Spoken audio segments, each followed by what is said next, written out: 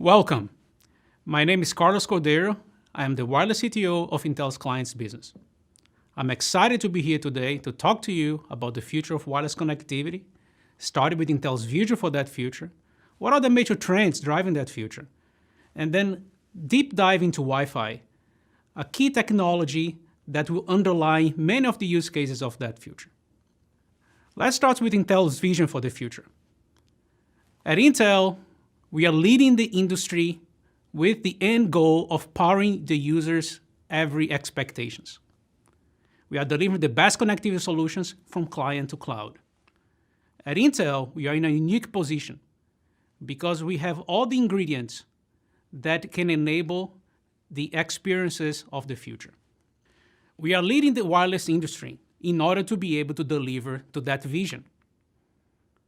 We participate in a multitude of industry alliances with leadership positions. These are just a few examples that you see, but overall, we have over 120 leadership positions across a number of these organizations. So let's get started. To set the context, let's look at Wi-Fi generations from Wi-Fi 4 to Wi-Fi 5 and to the current generation, which is Wi-Fi 6. Wi-Fi has been around for over 20 years, and it has been a success story, ever from the Wi-Fi 4 days, also called 11N, where we first introduced MIMO, then Wi-Fi 5, where we increased the channel bandwidth to 160 megahertz. That was a boost to enable many use cases. And then the current generation, Wi-Fi 6, which has introduced major revolutionary technologies such as OFDMA, downlink and uplink multi-user MIMO, and enabling data rates up to 9.6 gigabits per second. More than that, there is also Wi-Fi 6E, which extends Wi-Fi to the 6 gigahertz band. Across the world, there are many regulatory domains, many countries that are opening up the 6 gigahertz band for Wi-Fi operations. And Wi-Fi 6E is the technology that extends Wi-Fi 6 to operate in the 6 gigahertz band. Wi-Fi is a success story. In terms of economic value, by 2023, it will generate over $3 trillion of economic value. Every year, we ship over 4 billion devices in the market. If you think that the world has about close to 7 billion people, we are shipping over half the population of the world in number of devices in the market. So it has been a success story, both from a number of devices that are in the market, as well as the economic value that it generates. Have you ever stopped to think about how many Wi-Fi devices you have in your house? How many you had 5 years ago and how many you have today? And think about that, 5 years from now, you're probably gonna have at least 20, 30 devices in your house that have Wi-Fi. So this technology underpins everyday people usage, and we need to keep on evolving this technology for the future. So how do we see the future at Intel? We see the future as a multitude of wireless technologies that need to work together, starting with satellite technologies, millimeter wave, Bluetooth, and of course, Wi-Fi. And these technologies are going to be operating in different environments, from your house, your office, when you're on the go with cellular and 5G, and by 2030, certainly 6G. And so the future is not a one-size-fits-all solution. It's going to be a mix of technologies where we need to be able to take advantage of all this technology to deliver to every user's expectations. Now, leading to that future in 2030, there are many trends. And unless we can identify those trends, we cannot prepare ourselves to that future. We see major important trends leading to 2030. And the way we design technologies at Intel and in the industry is trying to design to meet the needs and the requirements that those trends lead to. We see a future where there will be many more things connected to the network than people. Now, the density of, because there will be many more things, the density of those devices are going to become much larger. So wireless technologies are going to have to, and I'm talking here just about Wi-Fi, every other wireless technology, they're going to have to work together to be able to connect those things to the network and to the cloud. We see also a future where the network is changing. Compute and data and AI is going to move closer and closer to the edge to be able to deliver to use cases that are going to be a lot more real time, that are going to be closer to the user, and then deliver better experiences. We see new device form factors. Today, we are accustomed to having PCs and tablets and watches and phones. We also see other device classes emerging. The use of AR and VR is going to be one of them. Imagine having glasses that are connected to the network and that you can use those glasses as a device that will be delivering to experiences, whether you are in your office, whether you are at home, whether you're doing a conference call, and then you're using those glasses as a means of communication. We also see a future where you're going to be able to connect to networks everywhere and anywhere you are. The ability to today, whenever you go to an airport, you have to go and have to log into a network. You have to go to a portal. Imagine just being connected. Whether you are at home, whether you are in your friend's house, whether you are at the airport, whether you are in a coffee shop. You don't have to go through the steps to get connected. You're going to have an infrastructure that's going to allow your device to identify the network, to authenticate with the network, and then the network is going to be able to admit you without you having to do anything to get connected. We see a future where enterprises are going to be everywhere. The notion of everywhere enterprise is, in the last year we've seen the difficulties of working from home. This is going to continue in the future. Now, enterprises, they need to reach their employees if they are at home, if they're in a coffee shop, or wherever they are working from. So the enterprise is going to extend beyond the four walls of your enterprise. It's going to go directly to where the employees are. This is going to require new capabilities that are going to extend the enterprise management, the IT management, all the way to the employee, wherever that employee is. So there are major trends driving that future. Millimeter wave is another one, high data rates, and we need to design technologies that meet the needs of those trends. The network is changing. One of the major changes that we see happening are changes in the network. AI, compute, storage, they're moving closer and closer to the user. As you can see in this diagram, changes in the network are going to lead to situations where if you just look at wireless today, it could become a bottleneck. If we wanted to get data from the cloud, depending on what the server is, it can take 100 milliseconds, 200 milliseconds to get some data from the cloud. But as compute and storage moves closer to the edge, the overall end-to-end latency is going to change. What used to be 100 and 200 milliseconds, if the data goes all the way to be on-prem, it's going to be much closer to you. Now, what that means is that wireless, whatever you're using, any local private network, whether that is Wi-Fi or cellular, that's going to become the biggest portion of the overall end-to-end latency.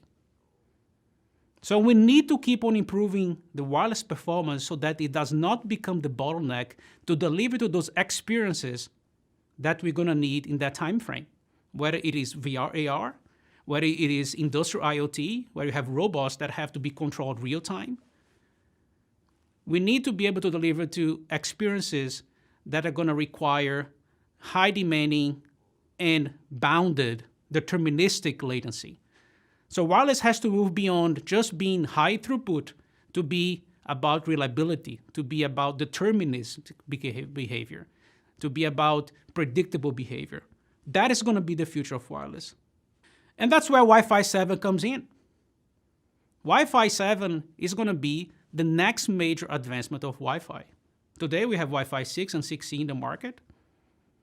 I can tell you that in less than 3 years, you're going to have a Wi-Fi 7 device in the market as well. Wi-Fi 7 builds on Wi-Fi 6. It's based on the IEEE 802.11be project. The standard today is in draft 1.0 as we speak today. And we do expect to see devices and certification coming out by the end of 23, beginning of 24. One of the major features of Wi-Fi 7, in addition to high throughput, is ensuring that we have low latency and high reliability. So deterministic behavior is one key element of Wi-Fi that we will see in the Wi-Fi 7 timeframe. We will talk more about this in a few slides. So what are the major features that are being introduced with Wi-Fi 7? We have Wi-Fi features, the physical layer, and we have MAC features at the MAC layer. The physical layer, we are introducing features such as wider channels. With the availability of the 6 gigahertz band across the world, we now have, depending on where you are, but we now have up to 1,200 megahertz of new unlicensed spectrum. That essentially triples the amount of unlicensed spectrum available to unlicensed technologies, including Wi-Fi. Now, if you have 1,200 megahertz of spectrum, we can double the channel bandwidth from 160 to 320 megahertz. And that's what Wi-Fi 7 is going to be doing. That's, right off the bat, it's going to double your throughput. Other capability of Wi-Fi 7, it's high order modulations with the introduction of 4K QAM. We only had up to 1K QAM in Wi-Fi 6. We also introducing features that will protect the incumbents. Now, it's important to note that in the 6 gigahertz band, this is not just Wi-Fi or any other unlicensed technology that's going to operate in that spectrum. There are incumbents operating in that spectrum, and we need to protect them. Wi-Fi 7 is defining what's called the multi-RU puncturing that is defined to be able to protect incumbents. At the MAC layer, Wi-Fi 7 is introducing a pretty important feature called multi-link operation. If you think of the cellular world, just to draw a comparison, some people call that carrier aggregation. It's not the same thing, but the concept is similar. Wi-Fi 7 with multi-link operation, we're going to be able to use multiple channels at the same time. Today, Wi-Fi 6 devices are single radio devices. They operate on a single channel at the same time. Yes, access points, they can operate in 2.4 or 5 gigahertz, and they can be served with different devices. You do that in your home. But on a client perspective, most clients, they are single radio. They can operate on a single band at one time. With Wi-Fi 7, this is going to change. We see a future where we're going to have more dual radio devices, or even single radio devices. But even if you're a single radio, if you support multi-link operation, you're going to be able to take advantage of whatever channel is available first. And that's going to improve not only your throughput, but remember, it's going to improve your latency too, because the channel access latency can be reduced. Another feature of Wi-Fi 7, as I mentioned, is better QoS. We are introducing features that will enable deterministic QoS, especially in managed environments. Yes, if you are in your airport when the environment is uncontrolled, there are challenges because we are using unlicensed spectrum. But in managed environments such as factories, industrial environments, your office environment, managing the capacity and the latency of Wi-Fi is possible, and that will be done, and Wi-Fi 7 is going to major step in that direction. So let's go a little bit in more details about each feature. On the physical layer side, the preamble is being changed so that it can take advantage of the new capabilities. And it's particularly is being changed because we want to make the preamble to be FAR compatible. One of the great benefits of Wi-Fi is whenever you buy a new device, you know it's going to work with the older device. You don't worry about which version of Wi-Fi you have. Well, with Wi-Fi 7, this is going to continue. And the design of the preamble is key to that. In terms of channelization, as I mentioned before, the channel size is being doubled from 160 to 320. So as you can see in the diagram at the bottom of this slide, Wi-Fi 7 is going to introduce 3 non-overlapping channels, but up to 6 overlapping channels. Of course, depending on how much spectrum is available in different countries in the world, you're going to be able to use all 3 of these channels or some of these channels. Now, I also mentioned that Wi-Fi is not going to be the only technology operating in the 6 GHz band. We have incumbents, and we need to protect those incumbents. For that, one of the features defined in Wi-Fi 7 is called multi-RU puncturing. This multi-RU stands for resource unit puncturing. What that does, as it's showing the figure, is that we can identify where the incumbents are, and we can essentially notch sub-carriers so that we can protect those incumbents. So instead of, if you detect an incumbent, not being able to operate on that channel at all, what Wi-Fi 7 does is that we can notch the sub-carriers and still make use of the spectrum around the incumbents. That notching happens in units of 20 megahertz, which is the basic unit of a channel size that Wi-Fi uses. Now, what can we expect in terms of data rates? Wi-Fi 7, just by being able to double the channel size, double the number of spatial streams, and introduce 4K QAM, is going to lead to a theoretical data rate that exceeds 45 gigabits per second compared to Wi-Fi 6. That's a major improvement. Now, we cannot expect to see this theoretical data rate in every device.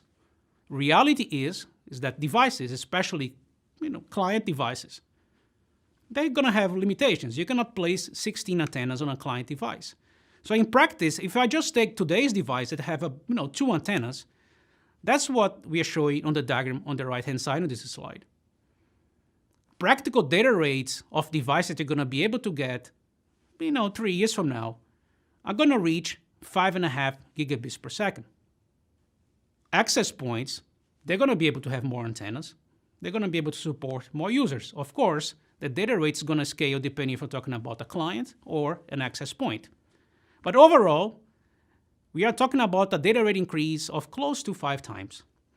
Now, this is only at the physical layer. This is only considering one physical channel. But what happens when you have multi-link operation? The notion of carrier aggregation, like we were talking a few slides before. With multi-link operation, a device is going to be able to use multiple channels at the same time. Imagine using a 320 megahertz channels in 6 gigahertz, but also using a 160 megahertz channel in 5 gigahertz, and being able to do that at the same time. Being able to use the channel that becomes available first, or if both channels are available at the same time, being able to transmit data on both channels at the same time. Now, this not only going to increase throughput, in addition to the throughput that we saw in the previous slide for the physical layer, and that just by looking at the aggregate throughput between 5 and 6 gigahertz, that can exceed the data rate over 7 times. But that can do other things. We mentioned that some of the key goals of Wi-Fi 7 are to increase reliability and reduce latency. Now, reliability could be increased if you're in an industrial environment with robots that need very high reliability with 5 nines. You could transmit the same packet on different channels.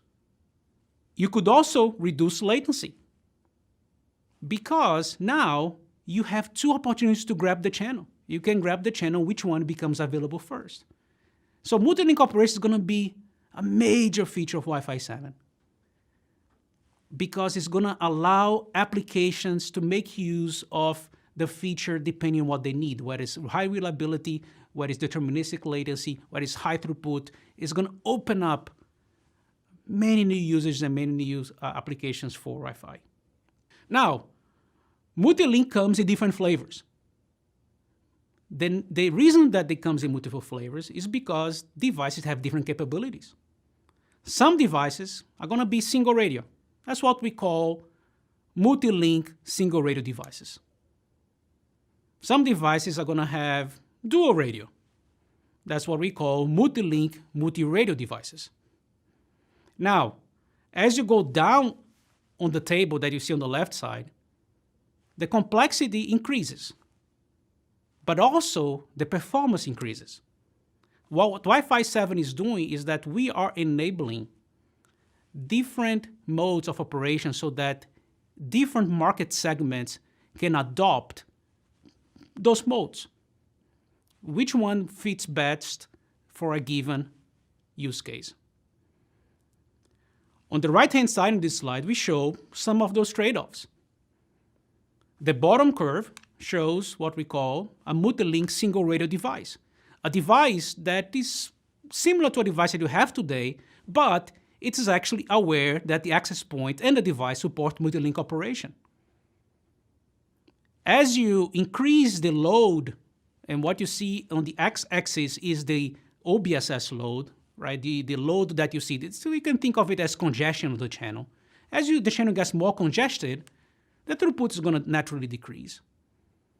Now, the top curve shows a device that has two radios. It's what we call a multi-link multi-radio device. Well, if a device has two radios, it has more opportunities to grab the channel because it can be listening and communicating on two radios at the same time. So naturally, it gets higher performance. As the load increases, the performance gets pretty close to each other. Why? Because congestion, and congestion is equal to everybody, whether you're a single radio or dual radio. Now you see a curve that is in between the multi-radio, multi-link device and the multi-link single radio device. This curve represents what we call the enhanced multi-link single radio device. This is a device, you can think of it as a device that wants to be low complexity and wants to remain a single radio device, as the name suggests, but we have introduced special capabilities that would allow the device to make best use of the fact that you support multi-link. Specifically, what this device does is if you have a 2x2 device, a device that has two antennas, but one radio, we can design that device to dedicate one antenna to one channel, one antenna to another channel, to another link. And that's going to be a trigger. When the trigger comes from the access point, that device can switch between a 1x1 to be a 2x2. So if the 2.4 GHz channel becomes available first, but if the device is listening 2 and 5 GHz, the access point can tell the device, hey, go to 2.4 GHz. Likewise, this can happen between any two links. This enables us to have a much better performance than a single link device, a single link and a single radio device. Not as good as a dual radio device, fully dual radio, but much lower cost. And that's going to take the best advantages of the channel. This technique was actually proposed by Intel in the standard and has been adopted fully in the standard. So, well, multi-link is going to require a process of discovering that you are multi-link and joining the channel, discovering the capabilities of the access point and the client. The discovery process is done by frame exchanges.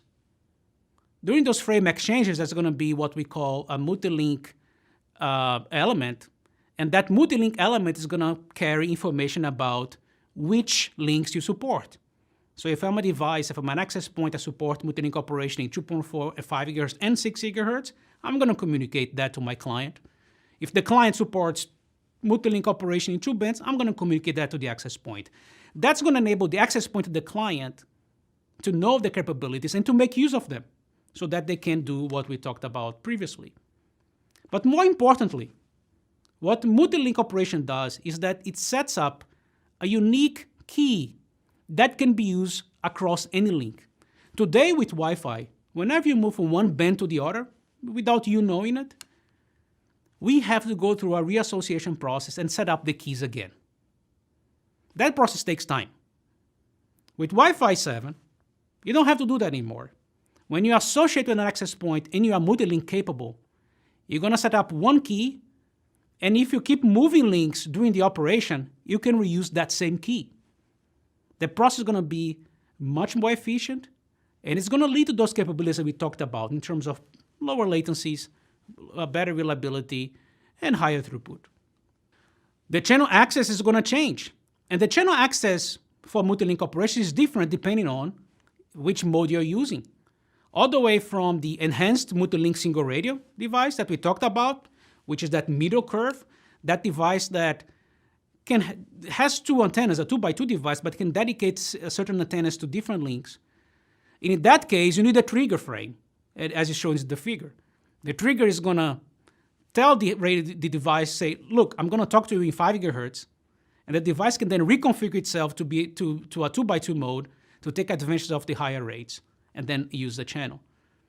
You have what we call a simultaneous transmit and receive device. That is a device that has more than 2 or more radios, and then that can receive and transmit it on any channel at any time. This device has no restrictions. So it's a completely independent channel accesses. And then you have what we call a non-simultaneous transmit and receive device. That is a device that has 2 or more radios, but that there are constraints.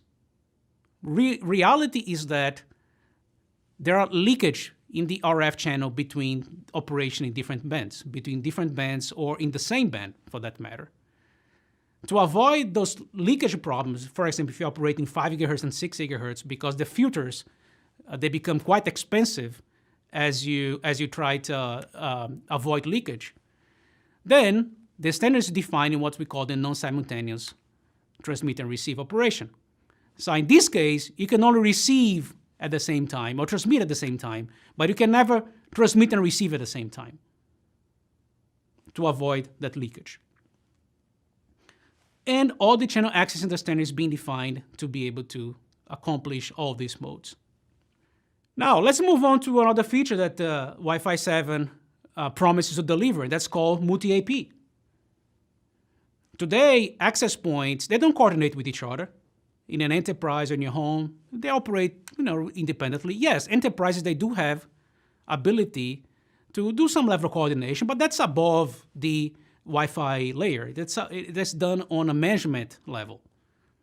What Wi-Fi 7 we are doing is bringing some of those benefits down to the medium access layer and to the physical layer. That's going to allow a much more real-time multi-AP operation at the transmit opportunity level. There are different flavors of multi-AP that are being defined. We have multi-AP that's been defined in terms of sharing the channel. So you can share time, you can share frequency, or if you know that you're going to be transmitting to devices that are far apart from each other, and that even if you transmit, there's going to be no problem in the reception because you're going to have high enough SNR, then you can actually share the same time and frequency. And there's also a multi-AP flavor that is on the physical level. Imagine 2 access points transmitting the same signal, the same packet to the same device, so that you can actually increase the SNR on that device. That can be really useful when the devices are operating at the edge of the network, where the SNR can be weak. The other features of Wi-Fi 7 that we are defining, and that is a critically important feature, is enhanced quality of service. Wi-Fi today, with Wi-Fi 6, we can already achieve single-digit millisecond latencies. If the environment is managed, that can be done.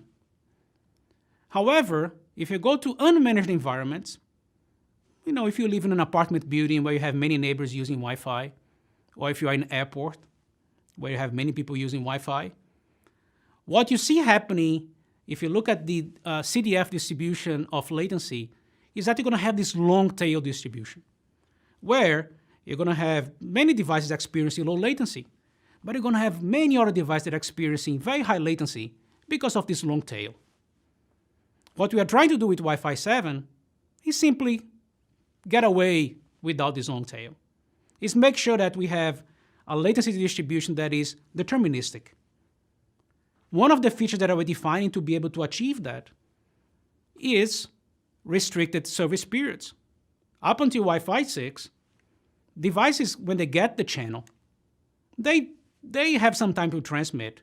But if other devices, there are other traffic that is higher priority and our device is already using the channel, it becomes challenging to be able to preempt that traffic that is ongoing and the higher priority traffic to be transmitted.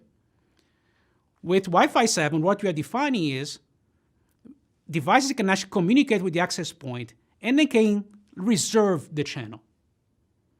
So other devices will know when real-time traffic, when latency-sensitive traffic needs to be transmitted. And what you see in the figure is a device that is transmitting, but when it knows that it's getting close to a restricted service period, it has to cease its transmission. So that it gives way for the high priority traffic. Another feature that we are defining in Wi-Fi 7 is what we call triggered peer-to-peer. Some of the very important use cases, they're not always between the device, the client, and the access point.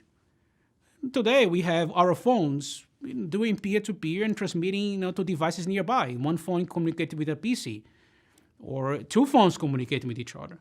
Or in the future, as we talked about the trends, if you remember, AR, VR is going to be a major trend, going into the next 5-10 years. Now, to serve those applications, we need to enable a mode where devices can talk directly to each other. So instead of going through the access point, and you send data to the access point, and the access point sends data back down to the peer device, Wi-Fi 7, we have a mode, it's called Trigger Peer-to-Peer, that's going to enable the access point to grant time for two devices to communicate directly with each other. That makes it much more efficient use of the spectrum, higher throughput for sure, and lower latency, because you don't have to go through the access point. Now, I wanted to talk to you about something more than just Wi-Fi 7. Wi-Fi can be used not just for communication, but for applications that go beyond communication. Today, if you have, just to use an analogy, home security systems in your house, what do? They install sensors, and those sensors, they detect movement so that somebody's walking around your house, somebody opens a door, those sensors are going to detect movement.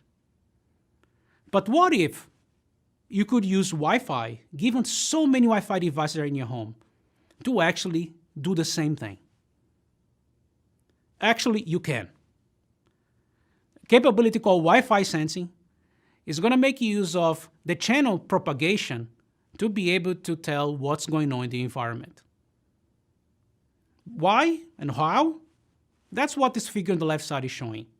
The channel propagation changes when there is movement and when there is no movement. If you can then tell what's going on by using AI techniques, you can tell that a person is approaching a device, whether somebody opened the door, whether, what is your heart rate, what is your, breathing rate. If you want to do a wellness device, for example, today we all work in front of our PCs. What if your PC could actually detect that you're stressed, that your, heart rate is elevated? What if that information, if you allow, could actually be communicated to your doctor? And so there are many use cases for that technology that goes beyond communication. This is about using Wi-Fi for sensing. There is a project in the IEEE called 802.11bf that is ongoing that we believe is going to be really important. And Intel, we are the editor of that technology. And we are proud to be, and we believe that it's going to be really important in the future. So to conclude, Intel is transforming the wireless landscape. We have leadership positions across the spectrum. We are driving innovation with leadership products We have products in all generations of Wi-Fi, Bluetooth, and cellular. We hold many of the key leadership positions in the Wi-Fi space. We were the chairs of the .11 working group until recently. We have the vice chair position today. In the Wi-Fi Alliance that defines what Wi-Fi is going to be, we are in the board of the Wi-Fi Alliance, and we are the technical advisor to the Wi-Fi Alliance. In the cellular space, we have many leadership positions. So we have a very strong team here that is defining the future of wireless. We have leadership products, we have leadership people, a leadership capability all the way from the client to the cloud. So I'm not exaggerating when I say that Intel is really driving the future of wireless connectivity. We understand that future. We understand the trends leading to that future. We know our role. We are in a unique position to drive that future. And we hope that you join us in driving that future. Thank you.